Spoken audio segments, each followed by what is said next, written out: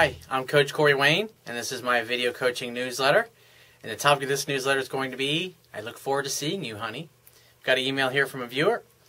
And he says, hey Corey, my question is, once you've made plans with a woman and you've set up your next date, but she keeps texting you every day in between to see how you are and what you're up to, he says, how do you slow things down a bit? Obviously, I love hearing from her, but if I text and reply to all of her questions, then we won't have too much to talk about on our next date, as we've constantly been in touch.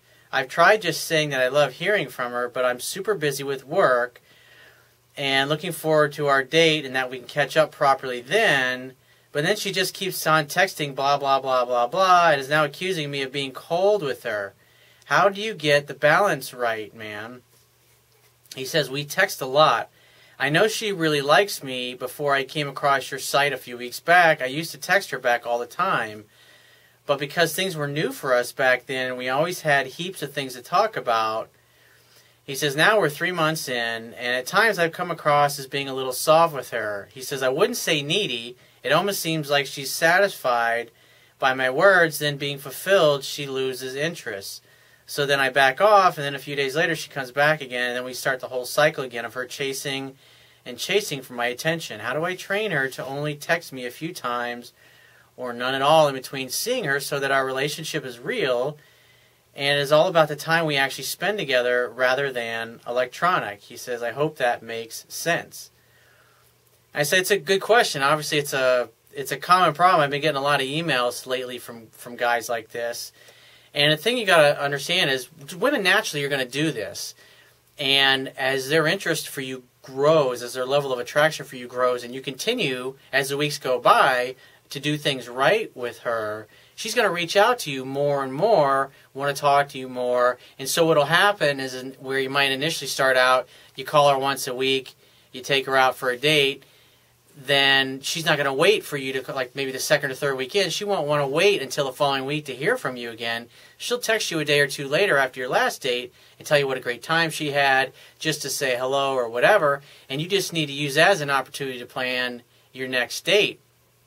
But the thing you also got to keep in mind is that when you're doing everything right with a woman, they're going to want to reach out to you more and more. But the thing that where you run into a problem, and obviously you came to my work after you already did this, is that the trap that you fall into, and obviously you're in that yourself, is that you start dating a girl and she starts calling you and texting you, and you're pretty much at her beck and call all the time. You drop what you're doing to respond to her texts, and it's cool and it's cute at first, and you like it, and you like responding to her, and you're glad. I mean, at first you're excited to see your name in your phone when it pops up that she sent you a message. But as the weeks go by and the months go by, it starts to get a little old, to the point where almost sometimes your girl can come off as being needy.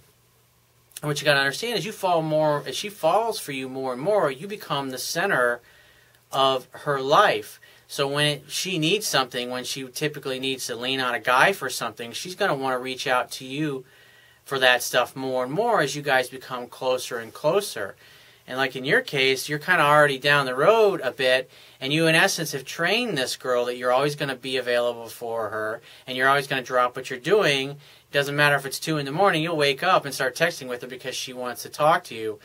And then after a few weeks or a few months of this, you kind of get a little annoyed of it. You get caught up, you get busy, it starts to interfere with your work, and then you want to slow down, and you get busy with your work, and what happens? Then she starts accusing you of being cold and distant and not very available.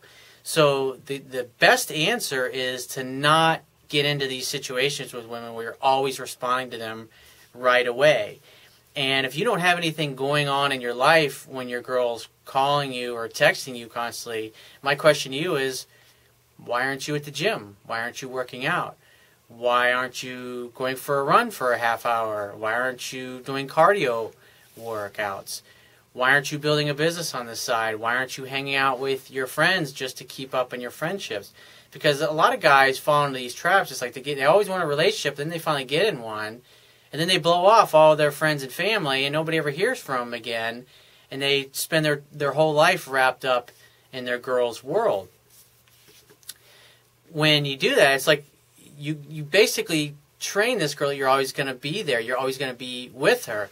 And then what naturally happens is you become more successful with women. As a man, you naturally want to expand more. You want to focus a little bit more on your career. You might be a little bit more inclined to work out. You might want to drink a little bit less. You might want to eat a little healthier. It's just a natural side effect of being in a healthy relationship. You just want to take better care of yourself. You want to focus more on your goals and in your dreams. And as you start to do that, a lot of times your girl will be supportive at first, but then when it starts to take away more and more of your time, then she gets upset and accuses you of not spending much time with her. So, but back to your question here, the thing I've always found the best way is that if you're busy doing things, and is you get back to her when you can. And your problem is that you're already 3 months in, and you've basically trained this girl that you're always going to be there for her no matter what. And so when she gets a little bitchy, she gets a little crabby, you just say, baby, I really adore you. I wish I could talk to you more. I wish I could text you more.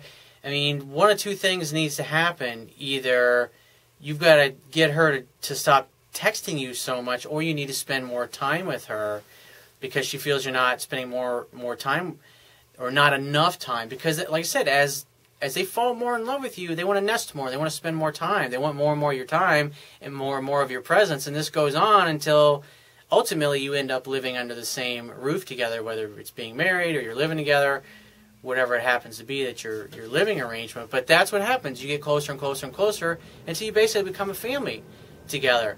That's the ultimate goal. And women naturally, as they feel more comfortable in a relationship with you, want to do these things and they want to be with you more. And so your choice is to set more dates with them, or you're going to be busy. And sometimes you're going to have to disappoint them. And even though they bitch or they get crabby, you say, baby, I'm sorry, I wish I could see you more. I know I haven't been as available lately as I have been, but I got a lot of stuff going on. I've taken on some big projects at work, or I'm starting this business on the side, or I got a personal trainer that I'm working out with 3 or 4 days a week. Whatever it happens to be, you get busy doing things, and I mean, it is what it is.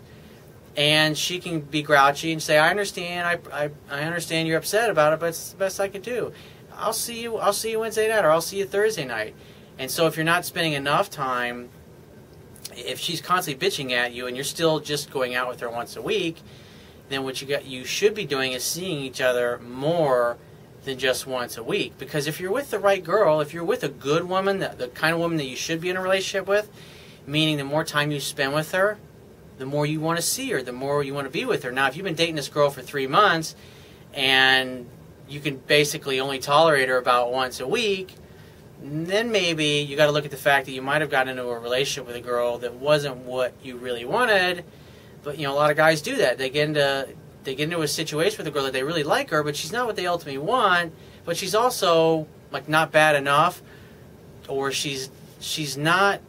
It's like, on a scale of 1 to 10, she might be a 6 or a 7, but you really want a 9 or a 10. But a 6 or a 7 is better than nothing at all, you tell yourself.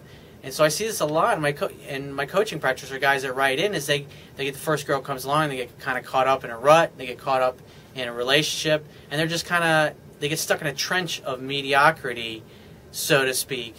And the relationship goes on for months and months and months, and they really shouldn't have been in the relationship in the first place. So the other thing that I would ask you to consider is that, like I said, if you're only seeing this girl once a week and she's still blowing up your phone and you really don't want to see her more than that, then my question to you is, why are you in a relationship with this particular girl? Because if after 3 months, if you don't want to see her any more than you're seeing her, then that tells me that maybe you didn't really do a good job of screening your girlfriend up front to determine whether or not she was someone that you really wanted to be in a relationship with.